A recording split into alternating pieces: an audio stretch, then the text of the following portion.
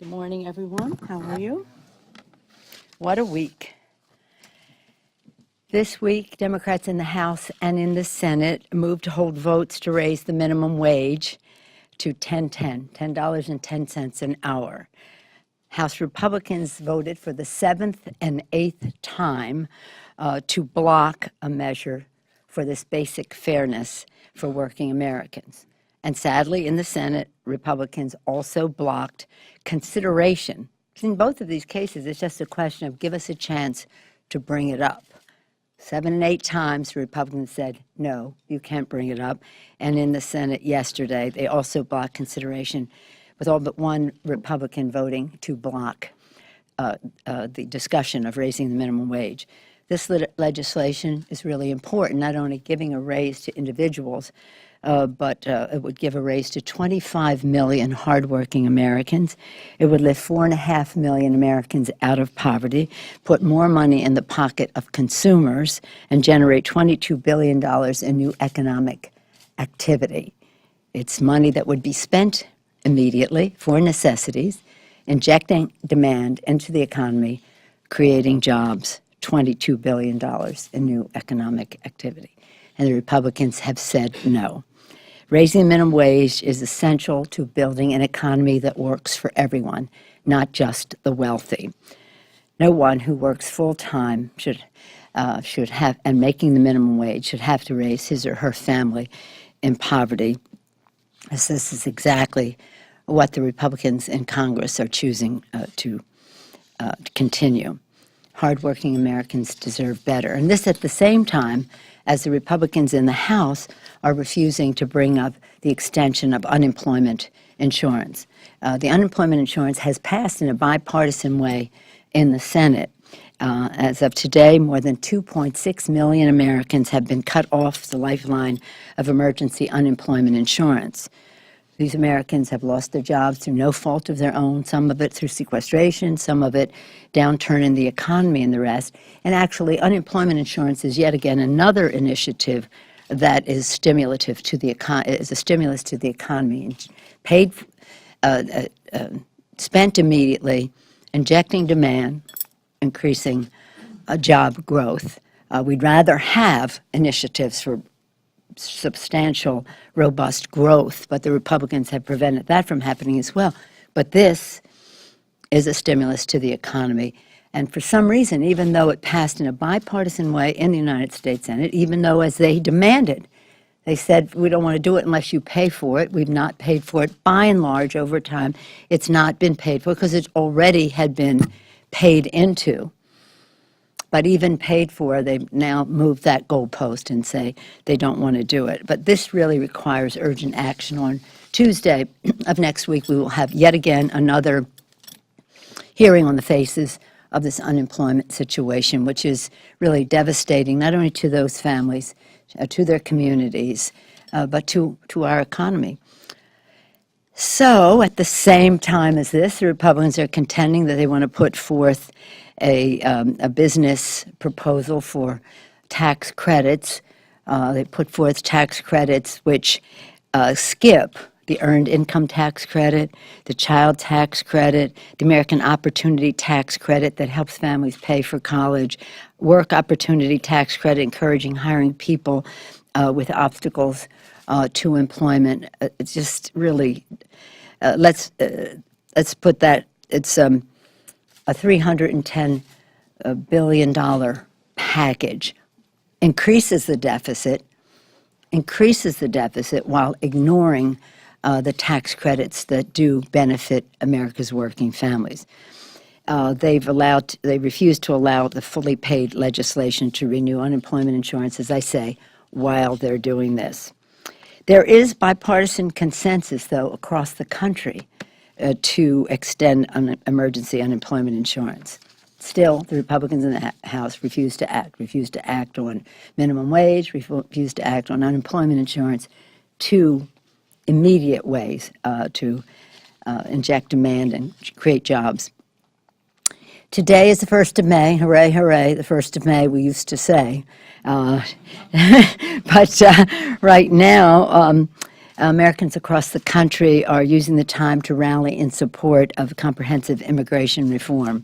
Over the spring recess, we saw new voices from the Republican conference call for action for comprehensive immigration reform, including some statements from the Speaker himself.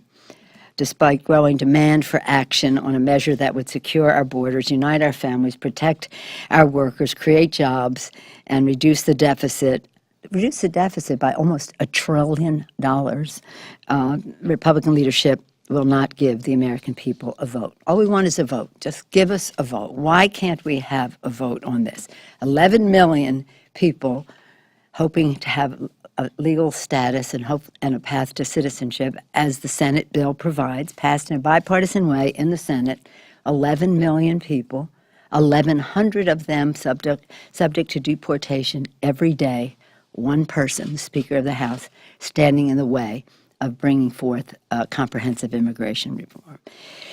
So they refuse to act. It's time for them to snap out of it and work with Democrats for comprehensive immigration reform, as was done in the Senate in a bipartisan way.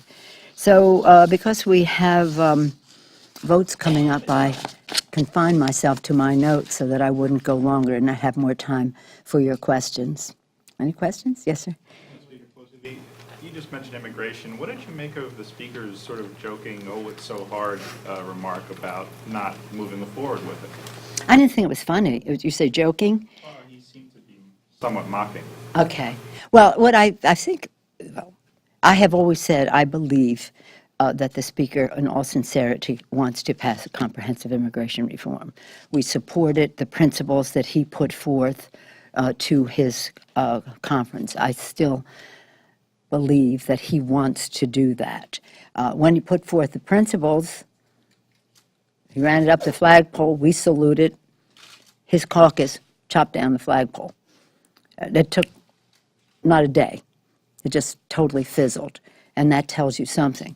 But I do think, and as I've suggested to him, they only had 28 votes to lift the debt ceiling. 199 Republicans voted to default on the full faith and credit of the United States of America. 199. Let's have that vote again. If you can bring a bill to the floor where 199 of your members are voting in opposition to your own vote as Speaker, you can bring an immigration bill to the floor. So whatever the machinations, whatever the mockery, whatever it happens to be, I just hope that something stable prevails, some stability prevails, and we get a chance to have a bill. Again, bipartisan, passed the House, passed the Senate, bipartisan way, almost a year ago, June of last year. Yes, sir. You said that it's the 7th and 8th time that, yes, that Republicans have denied right, an opportunity to bring up the minimum wage bill. Yeah. I'm wondering, are those sorts of procedural moves on your part having the desired effect, and what is the desired effect there if it's not actually succeeding in implementing policy? But the point is that we believe that the voices of the American people should be heard. 70 to 75% of the American people believe that that we should have an increase in the minimum wage. In state houses and in city halls across the country, the minimum wage is being increased. And we don't have many legislative options. One of them is to the previous question, which says, stop, give us a chance to vote on this before we can vote on the substance of the bill. It gives us an opportunity to continue the debate. We don't have many options. Yes, sir.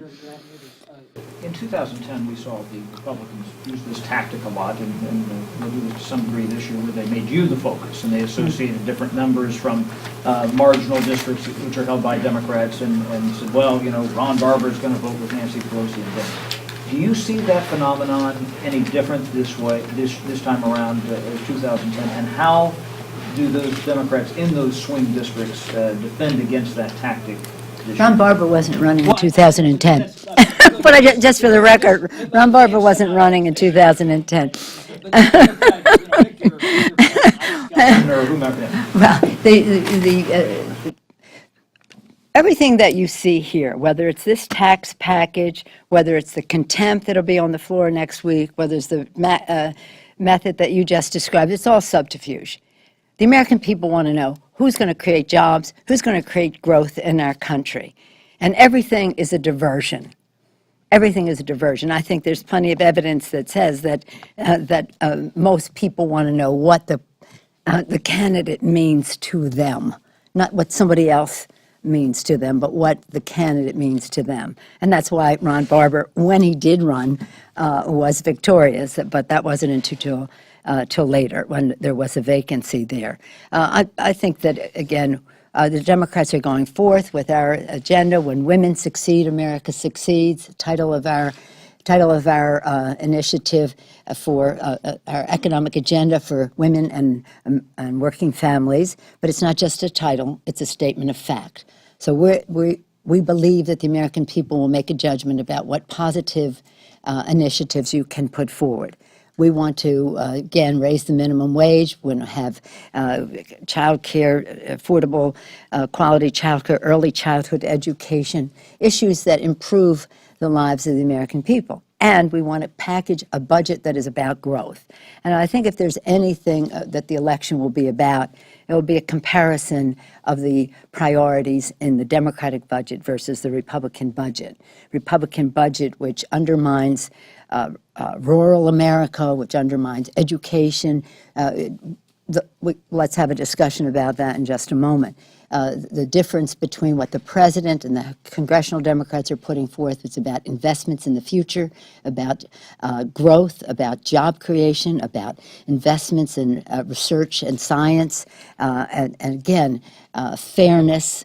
And then you have a Republican budget that gives a tax break to people making over $1 million a year, get $200,000 tax break, while the middle class pays for it. So that's what they want to change the subject from. They always do their ad hominem because they really can't prevail on the issues.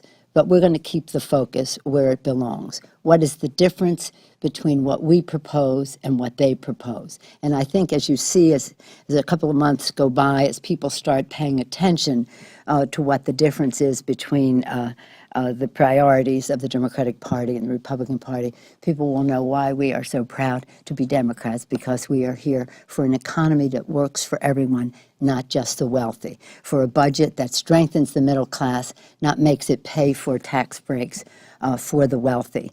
And that is what we're excited about, because that's why we are here. Yes, Madam Leader, Leader, follow up on Madam Leader, minimum wage. Madam Leader, I'd like to ask about the new emails about Benghazi that have come out and that have said that the White House essentially prepped Susan Rice to talk about that the video essentially caused the attack on the embassy. And can I get your thoughts on this? I haven't seen that, but what I will say is, again, diversion, subterfuge. Benghazi, Benghazi, Benghazi. Why aren't we talking about something else? Whatever was in that, what I know of what I've read in the press about the that those emails were very consistent with what was put out there before. I don't think there's anything new there. Yes, sir. In your home state of California, the Senate is moving on a bill that would cut the state's taxes on companies with lower ratios between their chief executives' pay and the pay of their median workers, and raise taxes on companies that have a high pay gap between the CEO and the worker. Do you envision that as something that could be part of the Democratic platform moving forward at the federal level? No, but I do think that there is, the point is being made is that putting this into context, I don't know what the prospects are for that legislation. It was voted out of committee, and they have a decent chance at the Senate. It just seems interesting that I don't know. I don't know that. You know, who knows what will happen when you take up the bill. But here's the thing. On the issue of the disparity in income between CEOs and employees, say 40 years ago, 45 years ago, the disparity was about 40 to 1 CEO to employee. With the rise in productivity, the CEO pay appropriately rose as well as workers' and so the angle went like this: productivity, CEO pay, worker pay went like that. So the disparity stayed about the same, about 40 to 1, which was enabled workers' pay to be increased. And now it's probably 350 to 400 to 1, the disparity. Productivity increases, but the CEO pay goes up, but the workers' pay does not, so you have 350 to 400 to 1 disparity. That's just not right. Again, you want to reward success, entrepreneurship, risk-taking. Nobody resents the CEO pay unless it's at the exploitation of the worker to an extent where the disparity is a right angle going in the wrong direction. So that is a reflection of the concern that people have about that. What we'd rather see is raise the minimum wage, reward work, have equal pay for equal work for women in the workplace, raise the minimum wage. Over two-thirds, approximately two-thirds of the people making the minimum wage are women. The average age is like 35, not teenager, but older. And so let's lift up the worker. There may be some, I don't know of any initiatives at the federal level to that effect. I just don't know of any. Yes, ma'am. Some in the House leadership are saying that they think it may have been criminal, that the White House Well, did you know not- what? Excuse me, I'm going to that tell you they something. did not, it's on the question of Yeah. releasing those emails under subpoena versus the White House released them under FOIA. Yeah, I understand. Do I understand. do you have a problem with the White House decision to release them under a FOIA request, but No. not to subpoena? What No, do you think of no, it that? didn't have any additional information. But I want to tell you something. That's okay to not submit an email to a congressional subpoena, even But though... it wasn't in the scope of the subpoena that whatever his name is, ISA was putting forth, did not include that email. A FOIA is a different story. So you can't say what you put out under subpoena, FOIA you should have done under his subpoena. Well, that's not what a subpoena encompassed. And it isn't that different from what else was out there. Okay? All right, now, so again, you'll be hearing more from us on our When Women Succeed, America Succeeds. We're very excited about that. Across the country, we continue to have, we've had over 60 meetings to that effect. We'll be having more. The excitement for us is when people really do pay attention to what happens here in terms of policy and how it affects them. And I've said to my caucus this morning, what the Republicans have become are radicals, radix from the Latin, from the roots. Pull up any sense of fairness, any sense of the safety net. That's not just a safety net, the unemployment insurance. It's not a safety net for those families only. It's a safety net for our economy, for our risk-taking, for our entrepreneurial spirit, that as the cycles come and unemployment goes up or down or the rest, that families are not left by the wayside until they can find employment again. 2.6 million people without unemployment insurance, and they have the nerve to put forth a budget that gives a $200,000 tax cut to people making over $1 million a year. They have a package of tax credits that is not paid for while they demand that the unemployment insurance be paid for again and again. And we have accepted that. And then they walk away from it. And so there's so much that isn't happening here. We haven't passed on immigration reform. We haven't, you see all the things that are left out of their package that would help families. You see the issues that have been nonpartisan in the past, whether it was the infrastructure of our country. We're going to run out of the trust fund pretty soon. And usually that would be coming together in a bipartisan way, but it remains to be seen, and that's a big job creator as we build the infrastructure of America, including broadband and infrastructure of the future, as well as water, bridges, high-speed rail, and the rest. So it's going to be a very interesting debate about the priorities, and as our chairman, Mr. Israel, would say, whose side are you on? We don't want to have it be that. We want to be everybody on the same side of the American people. And that is why many of us do what we do to engage in the political process, because of the policy that makes a difference to the American people. It's going to be an exciting debate. And if you all want to sit around and talk about Benghazi, you can sit around and talk about Benghazi. But the fact is, that's a subterfuge that they don't want to talk about. Jobs, growth, immigration reform, voting rights, you name it. Thank you all very much.